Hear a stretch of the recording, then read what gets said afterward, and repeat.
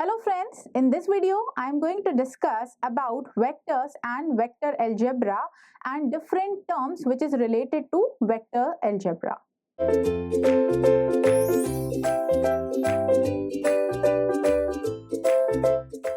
So let's start the discussion of vector algebra.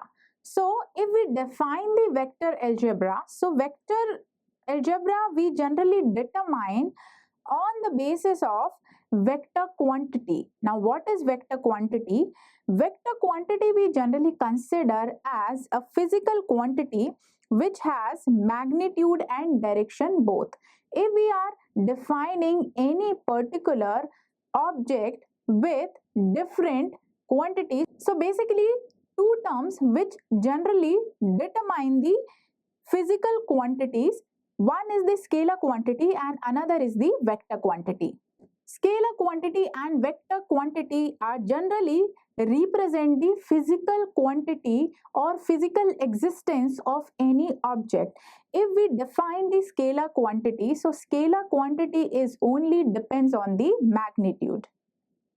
Here any physical quantity which is defined by only magnitude, so that particular quantity we consider as scalar quantity.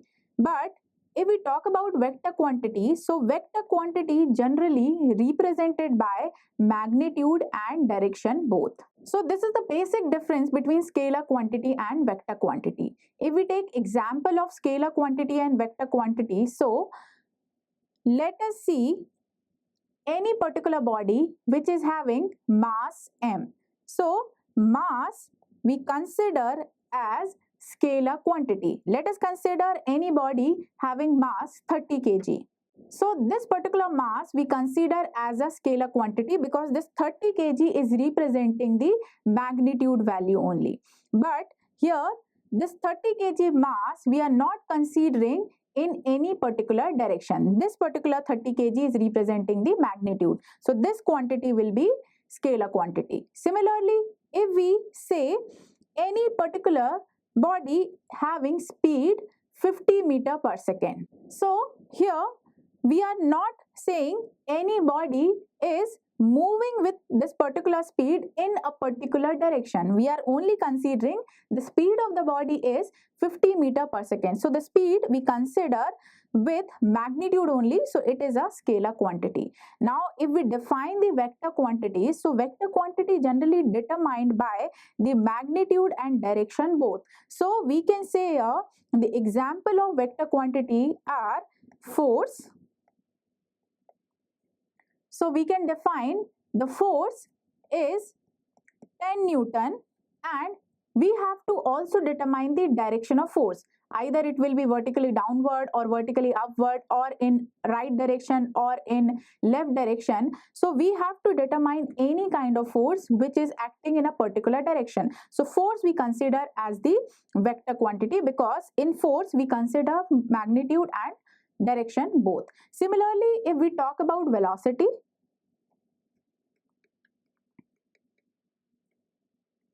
so let us consider the velocity is 50 meter per second only.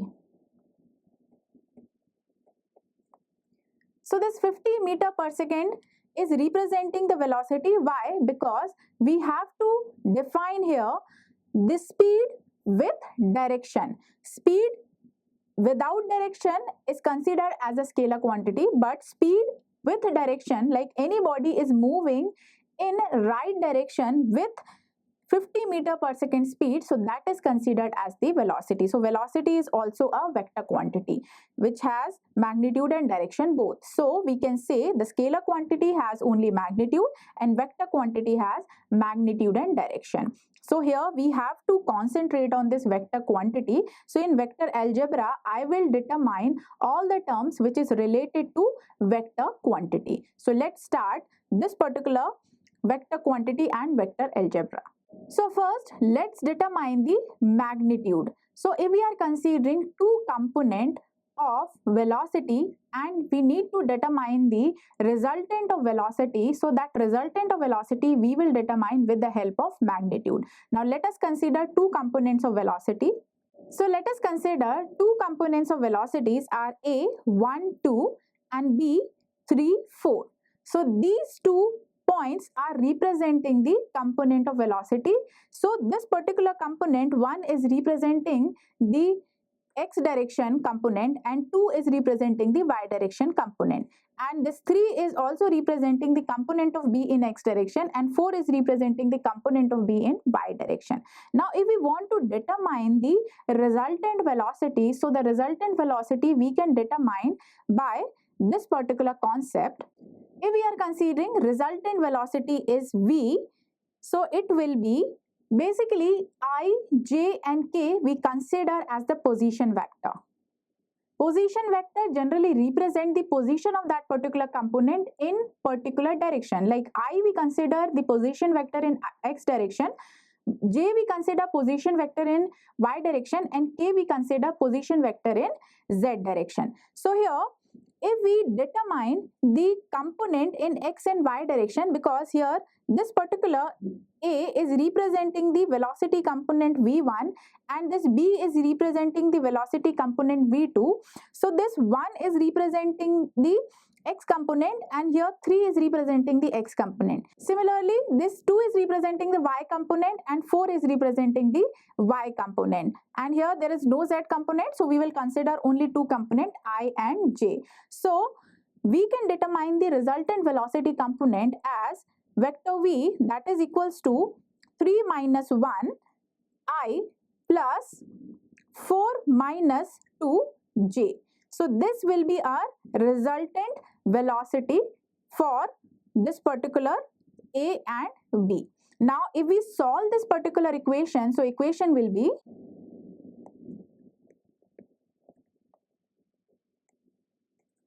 so this 2i plus 2j is representing the resultant velocity component for these two velocities v1 and v2. Now if we determine the magnitude of velocity, so magnitude of velocity we can determine by this formula v mod of v, that is equals to under root of vx square plus vy square, and if we convert this particular equation in terms of x and y, so this equation will be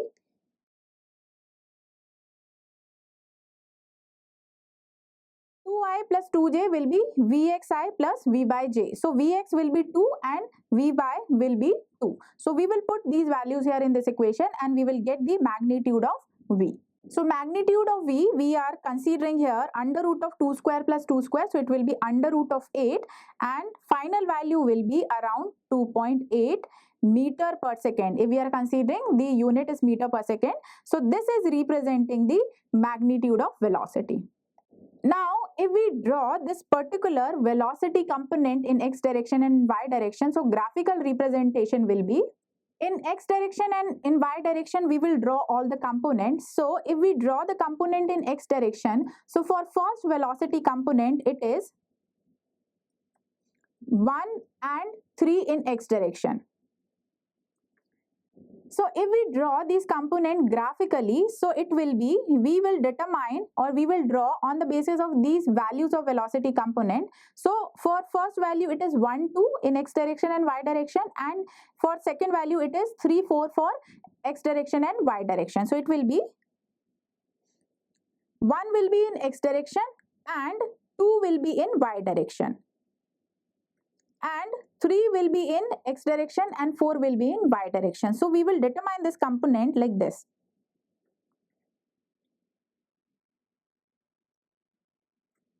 So this will be our point for v1, and for second component it will be 1, 2, 3 and 1, 2, 3, 4. So from here we will draw this particular point. So this component will represent the resultant velocity v. So here we have to move 2 in this x direction and 2 meter in y direction, and with the help of these two components x and y component we have to determine the magnitude of velocity v. So this is about the magnitude or how we can determine the magnitude of velocity. Now let us take another example. Now here we have another example. Let us take the velocity component in negative direction. So A we are considering as -4 and -6, and B we are considering as 2 and 8. So for this particular velocity components, we have to determine the magnitude of velocity. So here we will determine with the same concept. So velocity we can determine by vector AB only. So it will be, so this concept we generally apply to determine the velocity component. So it will be x2 minus x1. This will be x2, this will be x1. y2 minus y1. So it will be y2 and this will be y1. So here if we put these values here, so x2 minus x1i will be vx component and y2 minus y will be vy component. So here equation will be this: 2 minus minus 4i plus 8 minus minus 6j. So the final equation will be 6i plus 14j, and this will represent vxi plus vyj. So this component is representing vx component and this component is representing vy component. Now we can determine the magnitude of velocity. So magnitude of velocity will be v mod, that is equals to under root of vx square plus vy square. So this will be under root of 6 square plus 14 square. So it will be 15.24 meter per second. So this is the analytical method by which we can find out the magnitude of velocity. Now if we represent this particular condition graphically, so graph will be, so this particular graph is representing the coordinate system. Now we will put all the values here in this particular graph. So first value is -4 and second value x2 is 2. So we will draw the position of these two values. So -4 will be this. So first, so we have to move here in this particular direction -4. So this value is -4. So first we will move in this direction -4. Now after this we have to move up to this particular 2 value, positive 2 value. So this line we are considering as a straight horizontal line from -4 to +2. Now second value we are considering from -6 and -8 in y direction. So here we will draw -6 and +8 value. So it will be,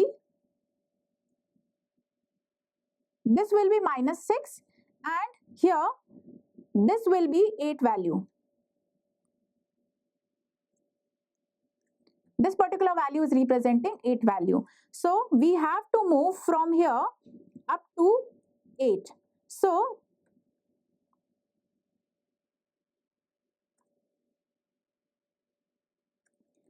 as per this particular condition, if we define the total or final position of this particular vector and initial position of this particular vector, so we have to define this particular distance only, and this particular distance is representing the magnitude of velocity. So as per the triangle rule, we can also determine the velocity vector. So this particular velocity vector will be the component or magnitude of velocity for vx, vy components. So this is about the magnitude of any components. Now let's discuss the product of vectors. So basically product of vector we generally determine by two ways. One is the dot product and another is the cross product. So one by one I will define these dot product and cross product. So first I will take dot product. So this particular dot product generally based on multiplication of vector. So how we can multiply different vectors, here I am going to tell you. So first dot product we will consider, and here we are considering two components. Let us consider component 1 as A, and it generally consists three values in x, y and z direction, that is A1, A2 and A3. Now if we consider another component, that is component B, which consists three values in all three directions x, y and z, so it will be B1, B2 and B3. So dot product we generally determine by this concept only. So dot product will be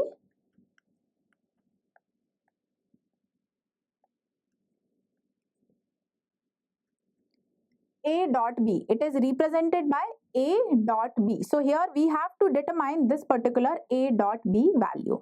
Now,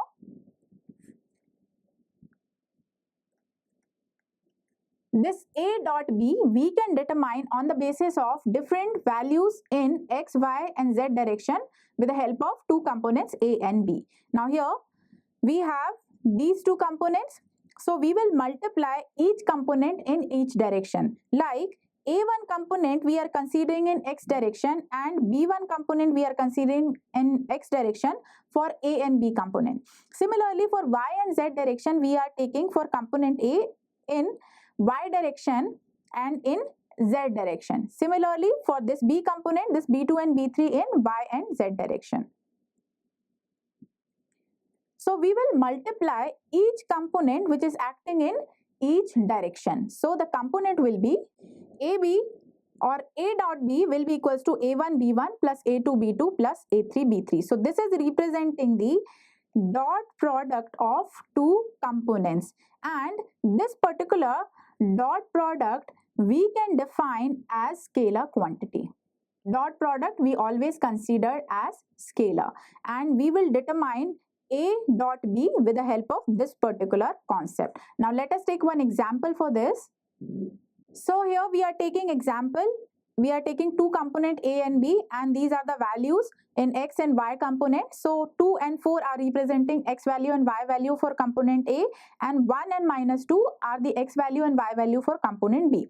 Now if we want to determine the dot product, so it will be dot product will be A dot B. Now A dot B will be A1 B1 plus A2 B2. So this will be 2 multiplied by 1. This will be A1 B1 plus 4 multiplied by minus 2. So it will be A2 B2. So this equation or dot product of A and B, it will be A dot B will be minus 6. So we can say this particular component or dot product we are considering in negative direction.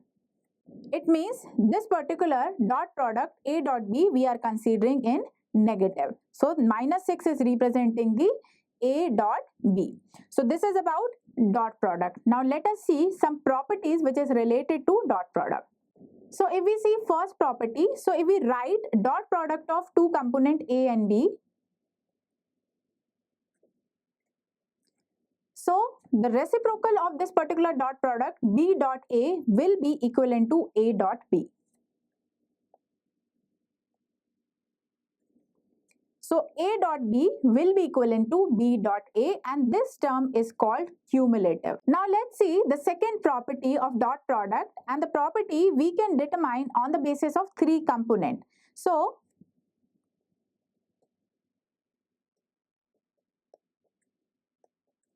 if we are considering this particular condition as A with B plus C, if we want to find out the dot product of A with other two components like B plus C, this is our another component. So the dot product solution will be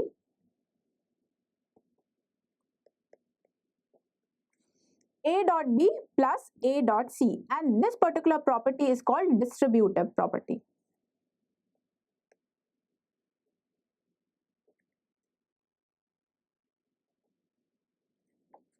So if you have this type of condition, so you can solve this condition with this particular condition A dot B plus A dot C. This is called distributive condition. Now third property is, if we have this type of term CA dot B. CA we are considering one term and B is another term, and if we want to determine this CA dot B product, so this will be equivalent to C dot AB, and that is also equivalent to A dot BC. So this is the third property of dot product. Now next property is, if we want to determine the product of or the dot product of same component like A dot A, so it will be represented by square of this particular component or magnitude of this particular component A.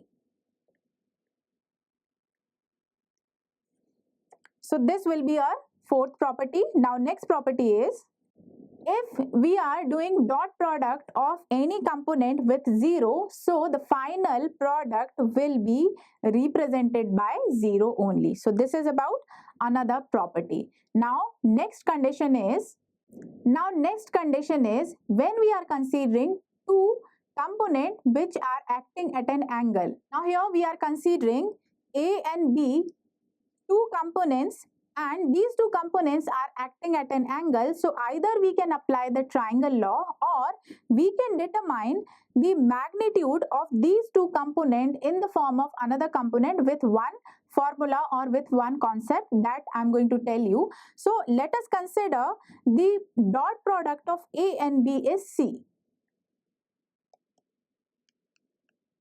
And C is represented as the magnitude of these two components A and B. So how we will determine the value of C? So C value we can determine by this formula A B cos theta, and here we need to determine the value of theta. So this cos theta will be determined by cos theta will be A dot B divided by mod of A dot mod of B. So we need to determine the magnitude as well as the dot product of A and B, and with the help of this particular condition we can determine the value of cos theta.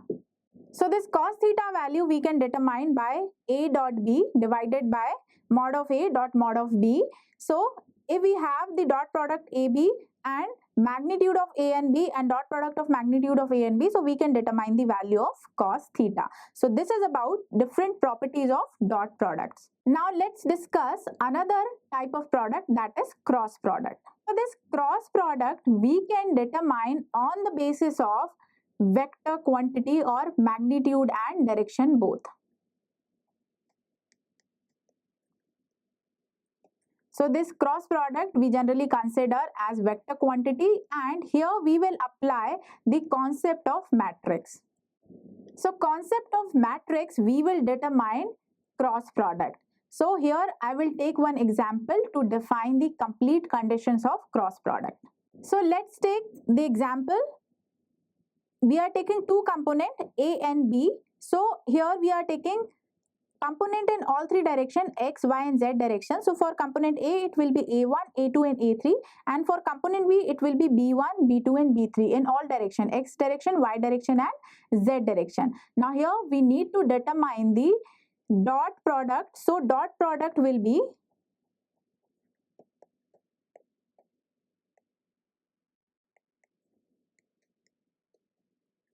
A dot B, and we will apply the concept of dot product. Now here if we want to determine the cross product, so cross product generally represented by A cross B. So this particular term is representing the cross product, and this cross product we generally define with the help of determination of matrix. Like if we are considering A1, A2 and A3, three component in X, Y and Z direction, and B1, B2, B3 are the component of B in X, Y and Z direction. So we will apply the concept of 3 by 3 matrix. So here if we have two components A1, A2 and A3 are the component in X, Y and Z direction, and B1, B2 and B3 are the component in X, Y and Z direction. So we will use here the concept of determination of 3 by 3 matrix to find out the cross product of these two components. And here this A component will be represented by this particular equation A1i plus A2j plus A3k. Now similarly if we define the component B, so this A is representing the vector quantity and B is also representing the vector quantity, and if we want to determine the product, so it will represented by these two equations A1i plus A2j plus A3k and B1i plus B2j plus B3k, and with the help of these two equations and the concept of determination of 3 by 3 matrix we will find out the cross product. So the cross product will be A cross B, that is equals to 3 by 3 matrix of I, J and K. These are representing the position vector, and it will be represented by this particular 3 by 3 matrix, and if we solve this 3 by 3 matrix we will get the cross product of A and B. So this particular matrix we will solve and we will get the value of A cross B. So it will be, so this will be the solution of 3 by 3 matrix. For I term we will use these two terms A2, A3, B2, B3 for J and K position vector. For J term or Y direction, we will use A1, V1, A3, B3 to find out the second component. And for third component, we will use A1, A2, B1, B2 of this particular K component. So here we are considering three components or three position vectors in X direction, Y direction and Z direction. So we will solve this particular equation. So this will be our cross product A2B3 minus A3B2I minus A1B3 minus A3B1J plus A1B2 minus B1A2K. And if we solve this equation, so we will get the cross product. So the cross product we can denote as xi minus yj plus zk. So x term is represented by A2B3 minus A3B2. Y term is representing A1B3 minus A3B1 and Z term is representing A1B2 minus B1A2 and I, J, K are represented as the position vector in X direction, Y direction and in Z direction. So this is representing the cross product of two component A and B, and this particular condition we can determine by matrix. So concept of matrix will help to solve the cross product.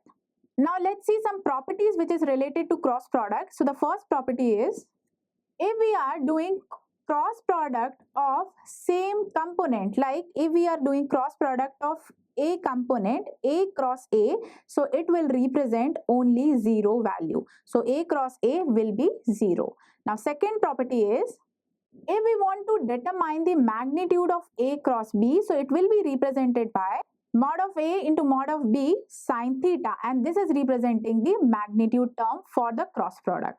So these are some properties which is related to cross product. Now in vector algebra, we generally consider different laws also, like triangle law, polygon law. So I already explained about the triangle law and polygon law. So you can consider those particular concepts for vector algebra of triangle law and polygon law. Thank you for watching this video. Stay tuned with Ekeeda and subscribe to Ekeeda.